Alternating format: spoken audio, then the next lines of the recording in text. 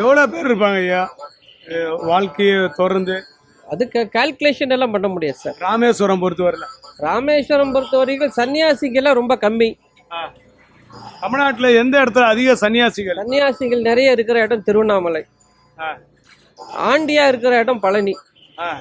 சரிங்களா, இது 2 இடம் தான். இப்ப இங்க எப்படி இருந்தாலும் சாப்பாடு கிடைச்சிருமா உங்களுக்கு? எப்படி இருந்தாலும் சாப்பாடு கிடைக்கும். டெய்லியும் மதியமா காலையிலயா நைட்டா? மதியம் காலையில நைட்டு 3 வேளைக்கும் சாப்பாடு கிடைச்சிரும், ஆகாரம் கிடைச்சிரும். அப்ப அவங்க இப்ப இந்த அவங்களுடைய கருமத்தை தீக்க வர்றவங்க, அவங்களுக்கு வந்து அடியாருக்கு வந்து தர்மம் பண்ணிட்டு போகணுன்றது இது வந்து கட்டளை. சரிங்களா, இது வேதம் சொல்லுது.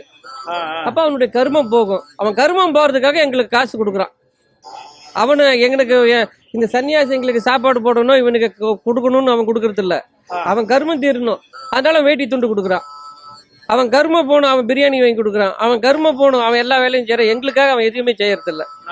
எங்களுக்காக எதுவுமே செய்ய மாட்டானுங்க. அவன் கர்மத்தை போக்குறதுக்காக செய்யறது ஒண்ணு. 2வது சங்கல்பம் போடுவான் இல்லைங்களா? உங்களுக்கு ஒரு சங்கல்பம் இருக்கும் இல்ல? இந்த டிவியில வளரணும்ன்ற ஒரு சங்கல்பத்துல தானே வந்திருக்கிறீங்க. அதுக்கோசரம் பண்ணுவான்.